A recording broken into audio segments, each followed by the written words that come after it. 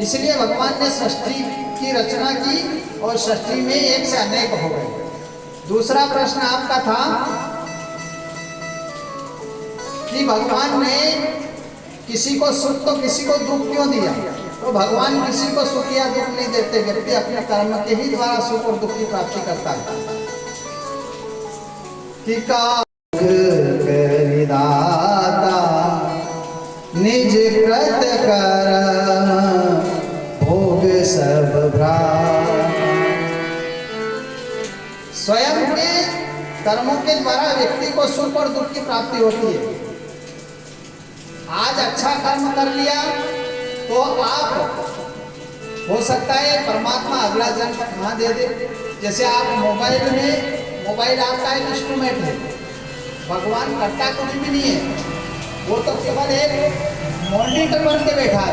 क्या करता है? जैसे आपके पास में मोबाइल है और दूसरे के पास मोबाइल है, अब आपको कोई फाइल अगर उस मोबाइल में पहुंचानी है तो यहाँ से केवल आप सेंड का बटन दबाओगे, टच किया, इतने में फाइल इधर से यहाँ से कहाँ चली गई? दूसरे केस में कोई वीडियो पहुंचानी है तो झट से पहुंचाता है।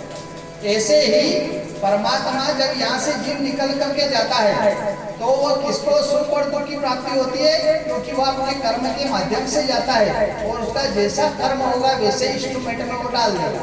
अर्थात ऐसा गर्व चुन लेगा उस व्यक्ति के लिए, उस आत्मा के लिए, उस गर्भ में जैसे ही जाएगा तो महाराज जैसे ही जन्म लिया तो जीवन भर उसको कुछ नहीं करना।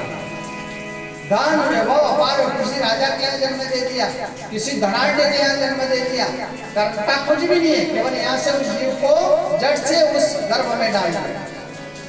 थोड़ा सा इशारा किया वो गर्भ में गया, जन्म लिया, तो जैसे जन्म लिया वहां से पटाखे शुरू होते हैं, तो मरेगा तब तक पटाखे पटाखे फूटेंगे। जहाँ जाएगा वह राजा साहब आ रहे, राजकुमार आ रहे, राजकुमार आ रहे। और एक ऐसा गर्भ जहाँ अगर उसको डाल दिया जीवन भर खाई खोदे जब भी उसको सुधो नहीं हो, भले मर जाए कमा कमा। तो ये अपने कर्म पे है। और किसी किसी का पुण्य होता है धीरे धीरे पुण्य, और अगर आगे इसी जन्म